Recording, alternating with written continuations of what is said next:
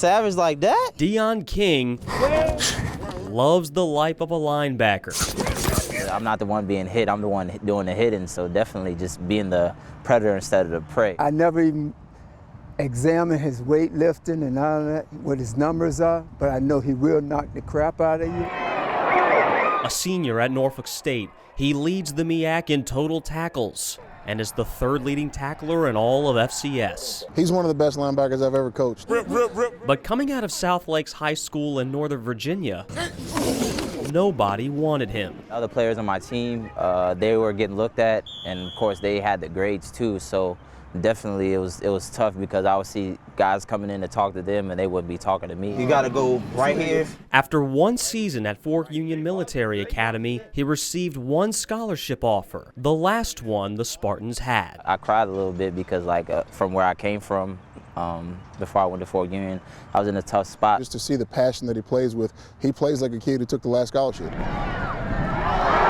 And so the 6'1" passionate player everyone overlooked. They still think I'm not good enough, so definitely that's definitely a big motivation for me. Still plays hungry. I never won anything in my life, so I want to be on that winner stage that winners are on. Now determined to take a title. In Norfolk, Nathan Epstein for the Sports Wrap. September 27th. Against Northeastern, the defending CAA champion, Samantha Cordham scored not once, not twice, but 3 times. Dribbles it in! A hat trick in William & Mary's 3-1 win. It doesn't mean as much to me as maybe it should. To score a hat trick against the defending champions, it was quite a feat. It's just a win in the win column. That's the most important thing. Well, maybe it wasn't. Samantha actually didn't finish the game, but for good reason. I actually got subbed off of the field with about 3 minutes left and got in my car and drove to the airport to go to my first medical school interview. Right after the game, I didn't even get a chance to give her a hug and tell her well done because she was gone. I tried my hardest to keep that off my mind during the game, but also it was kind of in the back of my mind that if I scored and if we won, we wouldn't have to go into overtime and maybe make me miss my flight. It was a little bit stressful, but at the same time, it was just nice to get this part of my career going as well. A career that as a child, growing up the daughter of 2 doctors, she knew she wanted to pursue. We would talk about medicine around the dinner table and all the gross stuff and all the fun stuff. You know, I've almost been raised to do this. Her hat trick propelled the Tribe to 7-3-1 in the season, 1-1 in conference play. But what about her interview? The interview went well, hopefully, and now it's just back focusing on soccer. The words of a true student athlete. For the Sports Wrap, I'm Nathan Epstein. The shot that lifted ODU into the NIT Final Four is history. I'm just trying to look forward to this coming year now. That's done now. Can't dwell on the past anymore. Trey Freeman, one of the top players in Conference USA, back for his senior season. He's trying to ease into things and get other guys involved. And I'll give him about a week on that before I tell him, all right, enough of that. Now, start looking for your shot, being aggressive. Don't worry about the other guys. They'll come along. You just need to do your thing. Freeman, along with Denzel Taylor and senior Aaron Baycoat, have been named team captains. And Baycoat took his final offseason seriously by hitting the weight room. Aaron, up to this point, hadn't necessarily gone above and beyond. Well, this summer, I think Aaron went above and beyond, and you can literally just look at him and tell the difference. Baycoat has really seen it all at ODU, from a 5-win season as a freshman to a 27-win season as a junior, and he's looking forward to taking on a leadership role. I've embraced it. I knew this point was going to come, but I like being that guy the younger players can come to talk, just ask questions, kind of like an older brother. ODU adds some height.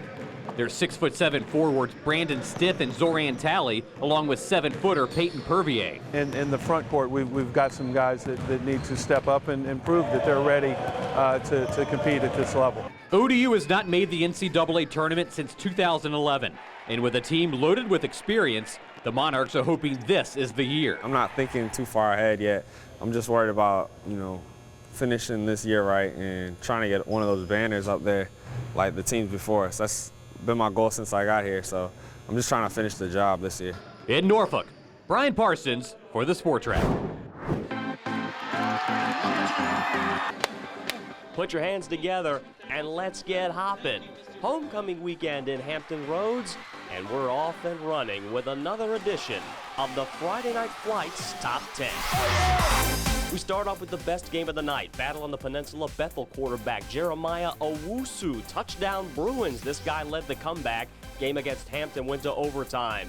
In OT, Bruins with the ball first. Hampton blocks the field goal attempt, and now on offense, game winner. Crabbers celebrate a 22-16 overtime win. Number 8, Cox High School off to a 5-0 start, and there goes the stellar sophomore. Leno Lester, longest touchdown run of the season, 75 yards against Bayside. Well done, young man. Number 7, back to the Peninsula. Heritage defense was hunting. Dario Walker, interception, headed all the way home. The second defensive score of the night against Denby.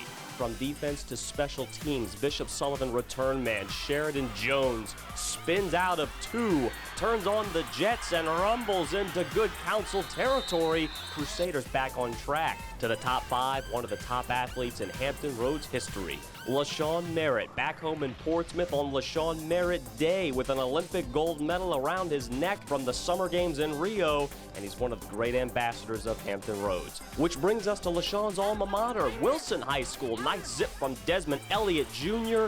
Darren Ferguson, get off! I'm headed home. Norcom, though, got the win.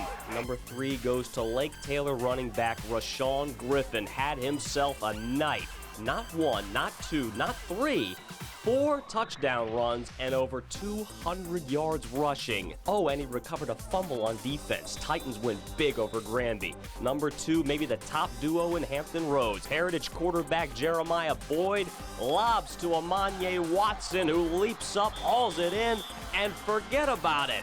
These two seem to go big every single week. Number 1, Bay Rivers football. Smithfield quarterback Willie Drew. Great throw, amazing catch. Christopher Pierce. And after reviewing the play, both toes in. That is a sensational touchdown.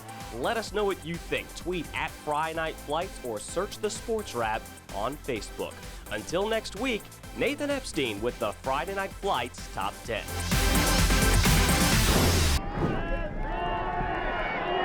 High school football games like these typically draw a large crowd, from spectators to media. Thursday's game at Salem High School was no different, but one member of the media says he was kicked out. Now he wants to know why. I felt low, and I felt like that was a ridiculous time to try to make a stand, especially with someone that's a member of the media.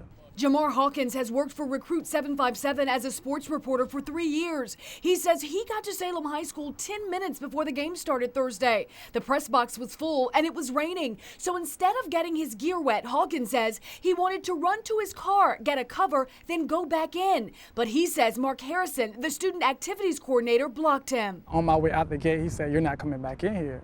Hawkins admits the confrontation was happening during the national anthem, but he says he wasn't trying to disrespect it or protest. He didn't give me a proper reasoning behind stopping me from coming into the game.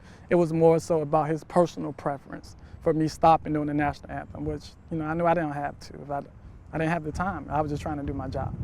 10 on Your Side contacted the school division. Eileen Cox, Chief Media and Communications Officer, responded to our multiple requests for an interview, saying both Harrison and Principal Matt Delaney are at a meeting out of town and are not available for an interview. She did say in a statement that, quote, media staff may need to enter and exit the field multiple times. That should have happened on Thursday. But she says when reporters or photographers must leave, they should show an ID or media credential to re-enter. As a side note, she said, the general public is not allowed to re-enter a ticketed athletic competition if they leave. David Williams is from Chesapeake. I played some mini tours when I was younger, and then, I've been a teaching professional for the last 20 years. Jack Babashanian from Virginia Beach. Played competitive golf back in the day. They're headed for Las Vegas. An all-expenses-paid trip with a chance to win $50,000. Trying to keep the nerves straight, might require a couple cocktails. Both play in what's called the Top Golf Tour. And this past summer advanced to the finals in Sin City by beating out 17 teams at the Virginia Beach Regional Qualifier. We actually beat the guys that, one of the guys that won last year. It's been kind of blowing up, a lot of Facebook posts and people tagging me in different things. And you may be asking, what is Topgolf? It's kind of a mix between bowling, darts, and then golf. You throw it in the mix, and then even like a nightclub atmosphere. If you come here late at night, the lights are flashing out there's music blasting. Now with 30 locations all over the country, the name of this popular game is Distance and Accuracy Equal Points. There's 4 different targets involved, and the closer you get, the more points you score. When you miss on a golf course, you still have a chance to chip and putt to still make a good score, so it's not done. You miss here, it's over. Over 1,100 people from all over the country and the UK competed in last year's Topgolf Tour, and the winners actually came out of Richmond. So you could say these two are expected to, shall we say, carry the flagstick for Hampton Roads. I think there might be a little bit of an expectation for us to go out there and perform, and hopefully we don't let the moment get too big. Taking a swing at 50 grand. There's teams from all over the country, but I think we got a good chance if we play well. In Virginia Beach, Nathan Epstein for the Sports Wrap. Rolling out of the gates, Norfolk State is off to a 3-1 start. 2-0 in the MEAC, the best start since Latrell Scott took over the program 4 years ago. We're very excited about where we are right now, very optimistic. It's definitely a good feeling. Seems like every time we step on the field, we're making history, but at the same time, we have a long season ahead of us. The biggest difference, these Spartans are battle-tested. I would say preparation is everything, and maturity. These are a lot of young guys that have lost some close games when they were younger. They're more mature, they're bigger physically, and we're able to handle situations. As usual, the defense is disruptive. They're a physical, fast, attacking bunch. The offensive attack is led by quarterback Jawan Carter. His 260 yards passing per game is second best in the MEAC. Marcus Carter from Richmond is always a threat to bust the big play, and the offensive line has only allowed 2 sacks all season. Our offense goes through those guys, and they've been able to protect Pooty, and they've been able to, open holes for the running backs. And we've got a great group of wide receivers in Marcus Taylor, Isaiah Winstead, and Chuma Wana. And as I said, Jawan Carter is the engine that makes us go. But our offensive line deserves a ton of credit, because once those guys improved, we improved as an offense. On Saturday, the Spartans will look to prove they're title contenders when they travel to Florida A&M, who's tied with NSU atop the MEAC. We all play this game to win championships, but we just go 1 week at a time. It's a good feeling right now, but like I said, we're not satisfied at all. It's Florida A&M week, and that's our big concern right now. NSU looking to stay on top Saturday at 1 o'clock. In Norfolk, Nathan Epstein for the Sports Wrap. When he got here, in 9th grade, we can see that he was going to be good. Any type of player that you want to be, I'm that guy. Brandon Hillman certainly knows how to charge up a Churchland home crowd. Every time we play, I tell my teammates before the game what I'm going to do. Like, either I'm going to hit a spin move with somebody, or I'm going to jump over the line. I try to predetermine what I'm going to do to keep the game electrifying. A junior quarterback who's getting some interest from Wake Forest, among other big programs. Hillman electrified Truckers fans with 3 touchdowns against Grafton last week, which brings his total to 6 on the season. He's the leader of our offense, leader of the team. So once he showed those emotions of excitement, the team kind of follows him. Even when we're on defense, he get the guys on the sideline, chanting and hyped up. And if that last name sounds familiar, his grandmother is Sheila Hillman, a 3-time all-conference basketball player at Hampton University in the 80s, who still holds the school record for career assists in a season, and was named the CIAA Player of the Year. In fact, her jersey still hangs in the rafters at HU. She's always on me every day. As soon as I step in the door, you have homework, you have this, you have that. Everybody in my family plays a big role. Right next to Hillman is our co-player of the week, Jamarion Monk. I'm a tough running back, I can get through there, I got the speed, I got the trucks, Taking over Churchland. The senior back spent all Friday night trucking over Grafton defenders and also found the end zone 3 times. It was wonderful, I'm just trying to make my name out there. If you didn't know their names before, you might now. I'm Brandon Hillman. And I'm Jamarion Monk. And we are your Players of the Week. In Portsmouth, Nathan Epstein for the Sports Wrap. Just listen to that and tell me that you are not pumped for some high school football tonight. Friday night not only means high school football, but also the sounds of high school football. And tonight, These sounds brought to you by the mighty Greyhounds of the IC Norcom Marching Band in Portsmouth. All right, let's get a look at some of the teams, some of the games we are looking ahead to tonight. And boy, we have one of the best schedules of high school football that we have seen all season. Some really competitive games. We got to start in Norfolk, Powhatan Field on the campus of Old Dominion, where Maury High School Class 5 state champions from 2 seasons ago take on the Churchland Truckers from Portsmouth. And the Truckers, by the way, look to be contenders themselves. They have a very potent offense. We're going to have to see what happens in that one. And meanwhile, Green Run wants to stay the unbeaten team in the beach, 5-0. They take on 2-3 Kellum. Ocean Lakes, this is an interesting game. The Dolphins take on the Kempsville Chiefs, which are 3-1 this year, but they just snapped a 63-game losing streak 2 seasons ago. The only cancellation that we know of is Oscar Smith against Great Bridge in Chesapeake. That is because of COVID protocols. Another great slate of high school football, and we're going to recap all of it coming up tonight on Friday Night Flights, 11:15 on WAVY TV 10. I'm Nathan Epstein, 10 on your side. One might call it a sport in and of itself, the race across Hampton Roads to build new facilities that'll make possible sports tourism. Last year, Virginia Beach's new $68 million sports center opened at the oceanfront. Earlier this year, ground was broken on Hampton's nearly $30 million Aquaplex. Both ultimately have the same goal: attract tournaments to put heads in local hotel beds that might not come here otherwise. That's sports tourism. We're here to formally introduce the regional sports complex to you all. In the last 2 weeks, Williamsburg Mayor Doug Pons went to give his best pitch to both James City County and York County leaders to say it's time they join forces to join the race themselves. The likelihood of another Rockefeller or an Anheuser-Busch showing up to help dig us out of our challenges here in the greater Williamsburg area is probably pretty slim. The overall occupancy of hotel rooms in the historic Triangle has been declining for years. However, Williamsburg City Manager Andrew Trivett says demand for space on basketball courts has only been going up. The proposal on the table is for the 3 local governments to form an authority that'll build a $45 million facility with 12 basketball courts, where a familiar sight. And that is the Colonial Williamsburg Visitor Center. He says the foundation plans to downscale its visitor center footprint, and the current 100-acre site would be perfect. Consultants estimate when operating, the center would spur just over $14 million in economic impact, as well as $1.3 million a year in new tax revenue.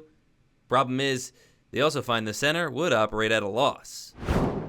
Well, Notre Dame in town, Virginia Tech, Lane Stadium at night. You mix all those things together, and even as someone who's never been to a Hokie game his entire life, I know that is a recipe for something special. Before kickoff, I caught up with some fans and asked them what makes this atmosphere so unique. Everyone's jumping. You have, the Hokie pride is greater than any pride of any school.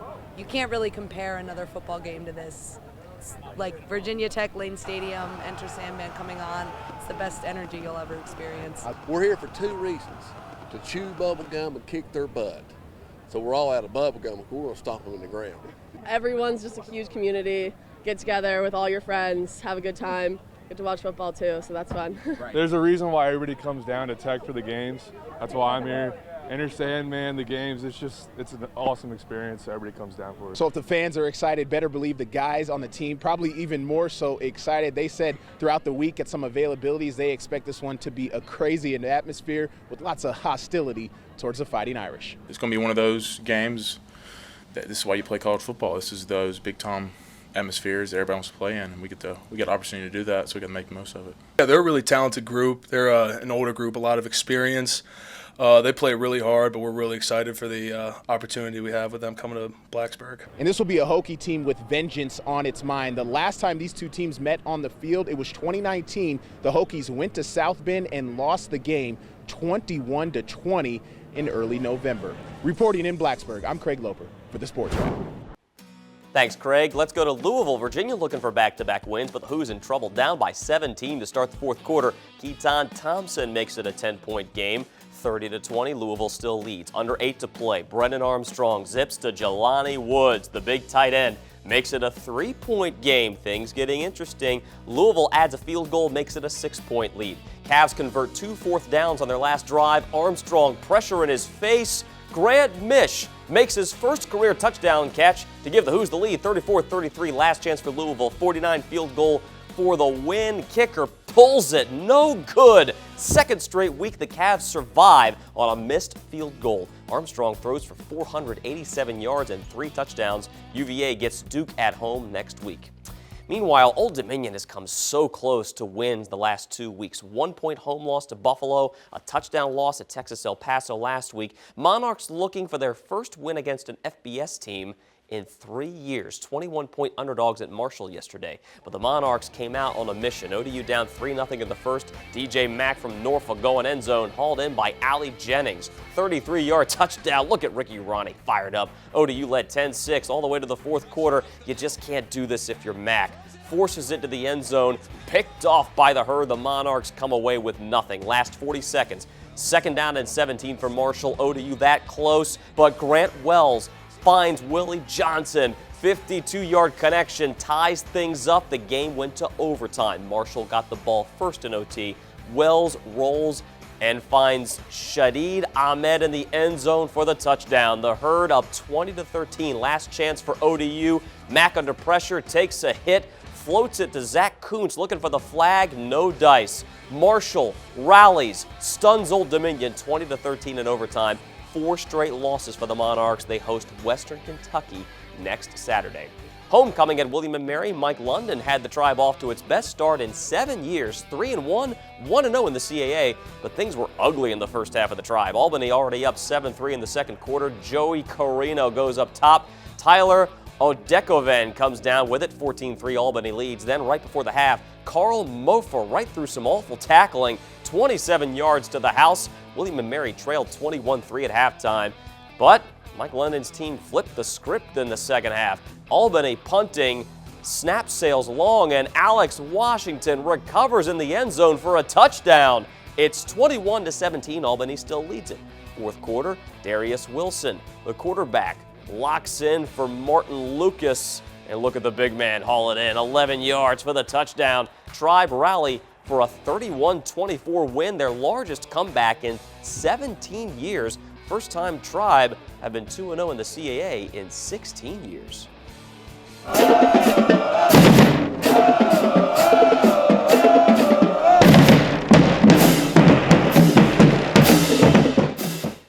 Gotta love the sounds of homecoming at Hampton University yesterday. The Pirates taking on nationally ranked Kennesaw State from Georgia. Owls run the option offense, so lots of run plays. Kennesaw State marched down the field on the opening drive. Pirates held them to a field goal. Hampton defense really had a tough time containing quarterback Xavier Shepard. There he goes. Picks up the first down and much more, but Ali Shockley poked the ball loose. Pirates recover. They just couldn't capitalize. Kennesaw State, 21-point favorites, spoils Hampton's homecoming, 34-15 the final. And a tough loss for James Madison, ranked number 3 in the nation, taking on 11th-ranked Villanova. Only touchdown toss of the day for Villanova's Daniel Smith goes 52 yards. Go-ahead score in the third quarter.